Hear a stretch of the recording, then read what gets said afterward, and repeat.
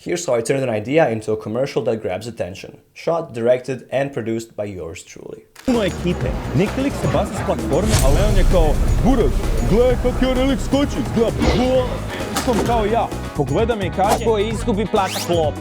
Pojma šta Lea radi, ali on očito voli glumit Tarzana na ljuljačnici. Ali izgleda svako ima neku svoju brigu.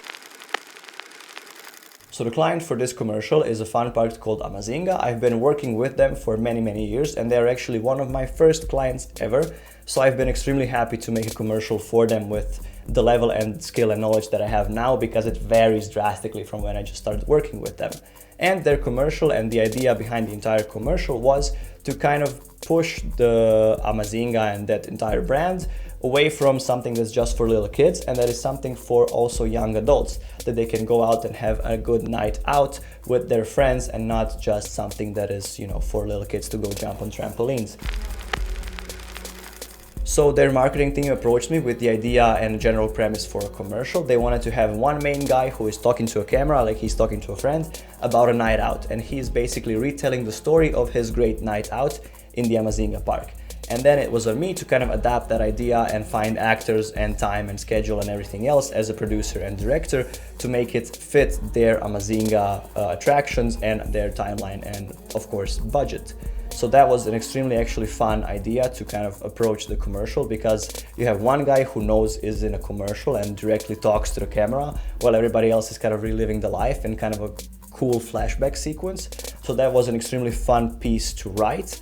And then it took some time, you know, refining the script and refining everything else. And of course I did a bunch of mood boards showing, you know, what attractions I think would be great to show, what also things it is important to kind of mention, like their food assortment and the fact that you can actually buy alcoholic drinks if you're, of course, drinking age there, which is something that not a lot of people know, because they just assume Amazinga is for kids, so they don't have alcohol and cocktails and beers there. As for the gear, I approached it like I would approach any other commercial. So I got my high-end camera, which was Pixis 6K. We shot 6K RAW the entire time, so I could do those kind of zooms since I did not have a focus puller or assistant camera on set.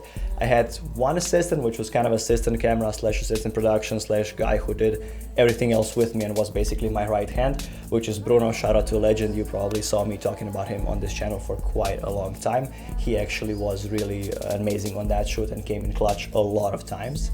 And that was a very complicated shoot because there was this entire Pixis which requires its entire and own workflow, and then the entirety of, you know, cinema lenses and handling the crew, which was just Bruno thankfully, and the actors and directing everything and doing everything basically on my own. So it was very intense shooting because we only did have the time to shoot it at night, because we couldn't shoot when the park was open because there was like a lot of people and a crowd and the music was playing and it was super loud. So it was basically a night shot. We started before Amazinga was closed because the first shot and opening shot is actually from like the parking lot and from outside the Amazinga, so we could shoot while they were technically open. And then I figured out that okay, we have some maybe more time, so if I move the shoot backwards so we don't shoot like the entire morning next and start preparing and, you know, bringing the gear in while Amazinga is still open but clearing out, we would save quite a lot of time while not being in anybody's way either. As for lighting and lighting choices, it was a fairly complex yet still very simple commercial because there is such a large big open spaces behind characters almost all the time. It was very important for those large spaces to be lit, so we left the natural lighting on in Amazinga since it's usually fairly brightly lit. And then I just used a lot of like soft boxes and soft lighting alongside the actors when they were in frame when talking to camera, or either just being close to the camera to kind of emphasize and get their faces looking more beautiful and more properly lit for the commercial. And we were going for more of that, you know, evenly super nicely lit commercial vibe rather than something, you know, more cinematic or filmic. That's why it all looks so super bright and pretty, because that was the whole point of, you know, making a commercial. And especially because it's Amazinga, so we couldn't really go too far into the territory of, you know, making it, I don't know, moody or something like that, because that's not the point. It is still a fun park, so it still had to look fun, attractive, bright, and, you know, colorful, and not, you know, dim or moody, because it's not the point of, you know, that we were trying to make to the audiences. There was pretty much one, like that was the biggest challenge of them all, and that was when we were shooting in kind of the adrenaline park of the Amazinga, which is super high up, and I basically just did not want to shoot everything from like down below and, you know, looking from kind of a frog's perspective up to them.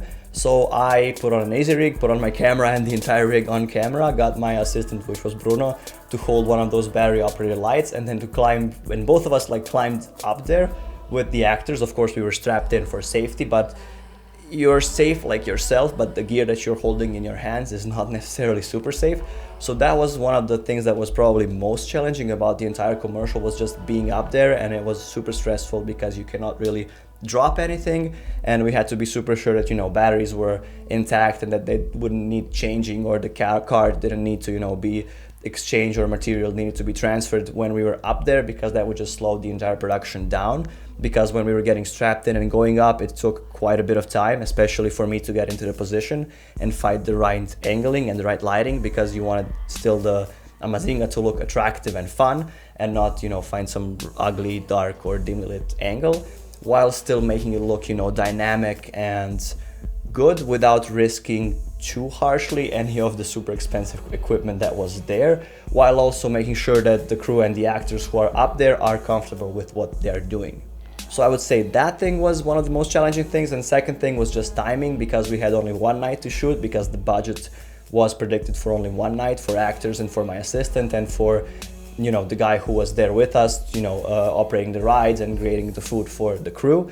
So we had to shoot everything in one night. So it was a really, really intense night, and I could not have pulled it off without Bruno being there and helping me move and doing everything logistically also. So great thanks for him as always for any project that he's on. He is literally a lifesaver.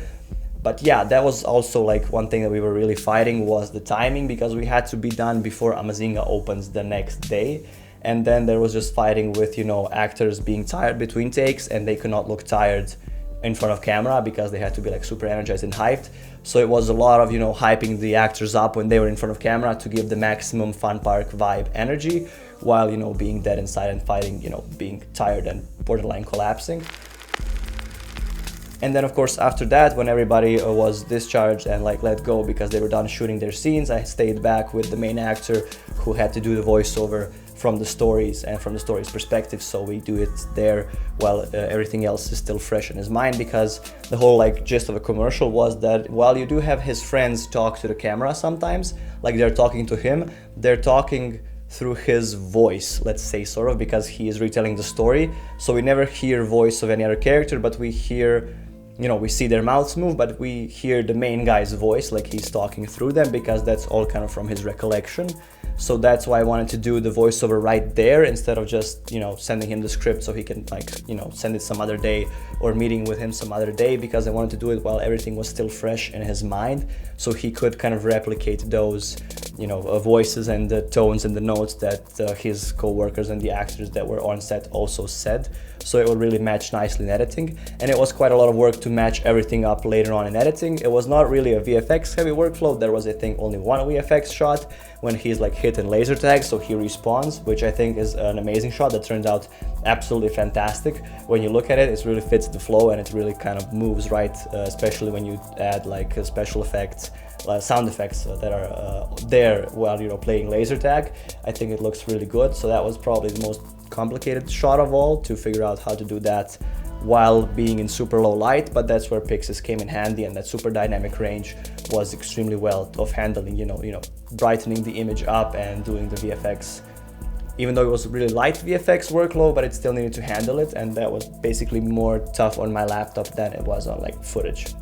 And just, you know, some basic noise reduction, and then polishing everything off with the color schemes and, you know, color, skin tones and everything in that direction. And then I basically sent it to marketing team for a review. They were extremely happy, and there was, I think, no changes after the first edit came out. So that was pretty much it when it came to editing part. That was genuinely fairly simple part. It was just lengthy because there was a lot of things to do in post. And that's pretty much how a commercial comes to life from start to finish in a very, very summarized, sped up fashion, so you don't get bored, because I could sit here and probably talk about making this commercial from pre-production to scripts to mood boards and everything else for hours. But this is the general gist on how a commercial begins and how it ends and how everything else looks in the middle. I hope this video informed you. I hope it maybe helped you, inspired you. Thank you for watching. Like, subscribe, and follow me for more. Also follow me on Instagram at full.frame.production because I post behind the scenes and snippets of these YouTube videos there. Thank you for watching again, and I will see you in the next one.